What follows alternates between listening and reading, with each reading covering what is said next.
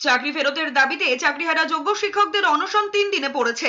রবিবার অনশন মঞ্চে গুরুতর অসুস্থ হয়ে পড়ায় বলরাম বিশ্বাস নামে এক শিক্ষককে তড়িঘড়ি আরজিকর মেডিকেলে ভর্তি করা হয়েছে। যোগ্যদের তালিকা প্রকাশ সহ 5 দফা দাবিতে বৃহস্পতিবার রাত থেকে বিকাশ ভবনের উল্টো দিকে শিক্ষকদের জন্য তৈরি অনশন মঞ্চে আমরণ অনশনে বসেছেন 10 জন চাকরিহারা যোগ্য শিক্ষকেরা। তাদের মধ্যে একজন বলরাম বিশ্বাস।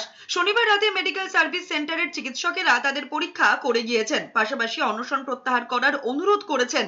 যদিও নিজেদের দাবিতেই অনড় রয়েছেন শিক্ষকেরা, তাদের বক্তব্য এভাবে নিজেদের চাকরি কেড়ে নিতে দেবেন না। অবিলম্বে যোগ্য শিক্ষকদের তালিকা প্রকাশ করতে হবে। রাজ্য সরকার যতক্ষণ না স্কুলে ফেরানোর ব্যবস্থা গ্রহণ করছে ততক্ষণ পর্যন্ত আমরণ অনশন চালিয়ে যাবেন। নিয়োগ দুর্নীতির অভিযোগে 2016 পুরো প্যানেলটাই বাতিল করে সুপ্রিম কোর্ট। এরপর মে মাসের শুরুর থেকে বিকাশ ভবনের সামনে অবস্থান শুরু করেন চাকরিহারা যোগ্য শিক্ষক শিক্ষিকারা।